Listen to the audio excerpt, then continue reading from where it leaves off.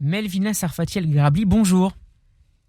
Bonjour Monsieur Nadjar. Vous êtes directrice générale de Deliveroo France. Merci d'avoir accepté l'invitation de Radio J cet après-midi.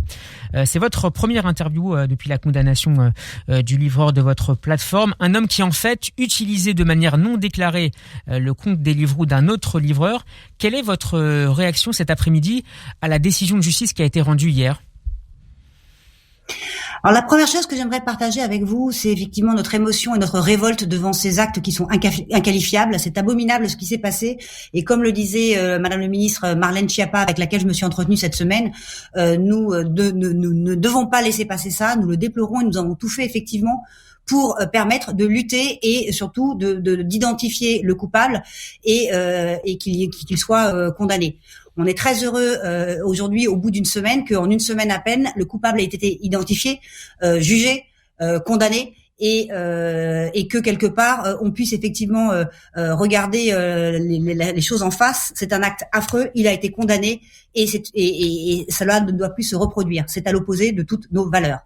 Melvina Sarfati El Grabli, le président du tribunal a déclaré à l'audience que votre entreprise n'avait été, je cite, pas particulièrement coopérative ni très réactive avec la police pour identifier ce livreur. Qu'est-ce qui vous en a empêché ? Alors, la réalité, je la connais, Monsieur Nadjar, nous avons été extrêmement réactifs. Il faut savoir que c'est grâce aux éléments que nous avons fournis à la police que la police a pu tirer le fil et identifier l'auteur des faits. Donc, dès qu'il y a eu le démarrage de l'enquête, dès lundi matin, nous collaborions avec la police afin de leur fournir sans aucune restriction toutes les informations que nous avions. Comme vous pouvez imaginer, j'y ai veillé personnellement et c'était une mission absolue de mes équipes. Donc vous vous inscrivez en faux avec ce qu'a dit le président du tribunal. Vous avez collaboré, vous avez aidé la police.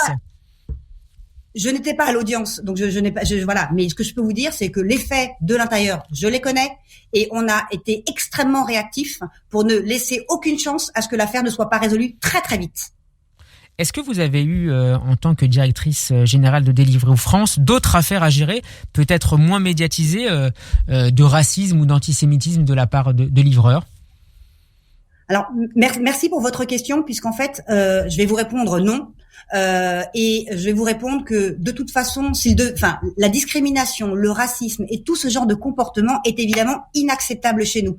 Et ce qui est important de noter, puisque j'entends l'émotion et j'ai eu la même à titre personnel, à titre professionnel, c'est un acte déplorable, mais je ne veux pas qu'il porte, entre guillemets, ombrage aux autres de nos livreurs. Je vous rappelle que nous travaillons avec 14 000 livreurs en France. Il y a eu un acte insupportable, mais ça ne doit pas jeter, on va dire, une image négative sur le reste de nos livreurs qui sont, eux, professionnels, irréprochables et accrochés aux mêmes valeurs que nous. Un acte isolé, on vous entend bien, Melvina Sarfati El Grabli. Vous avez mis un terme à votre partenariat avec le titulaire du compte qui avait donc prêté ses accès à la personne condamnée.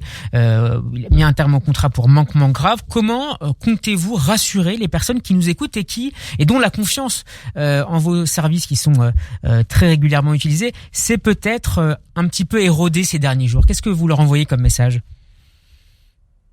Alors, ce que j'ai envie d'envoyer comme message, c'est la fraude, ça existe partout. Les délits, les criminels, ça existe partout. Et en tant que société, nous faisons tout, évidemment, pour les prévenir, d'accord ? Et aujourd'hui, notre action a été dès que ça a été identifié, de véritablement aller résoudre le problème. Qu'est-ce que je vais dire à la communauté ? Tout d'abord, la même chose que ce que je leur ai écrit dans les réseaux sociaux et ce que je dis avec avec le président du CRIF, monsieur Francis Khalifa, avec Samy Gozlan et avec tous les autres interlocuteurs avec lesquels je me suis personnellement entretenu cette semaine.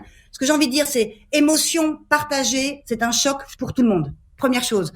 Deuxième chose, ce n'est pas l'entreprise Deliveroo aujourd'hui qui est en tort. Ce qui se passe, c'est que c'est quelqu'un qui illégalement a utilisé un compte Deliveroo. Alors oui, notre nom est beaucoup revenu dans cette affaire, mais c'est quelqu'un qui ne travaillait pas pour Deliveroo, ou en tout cas ne travaillait à remplir des services de manière illégale.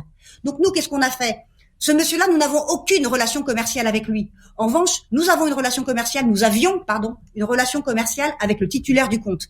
Ce monsieur-là, ayant fait de la sous-traitance illégale et donc non déclarée, a été suspendu sur le champ. Et aujourd'hui, son contrat est terminé avec nous de manière irrévocable. Donc, ce que j'aimerais dire à la communauté, c'est que je partage leur émotion. J'ai d'ailleurs tout mis en œuvre pour que le problème soit réglé le plus vite possible. Et par ailleurs, Je suis confiante que cela n'est pas du tout à l'image de nos valeurs Deliveroo, des valeurs de livreurs et des valeurs de la France, comme le disait Madame le ministre Marlène Schiappa. Merci à vous, Melvina Sarfati El Grabli. Je rappelle que vous êtes la directrice générale de Deliveroo France. Votre interview est à retrouver en podcast sur radioj.fr et en vidéo sur notre page YouTube. Bon après-midi à vous.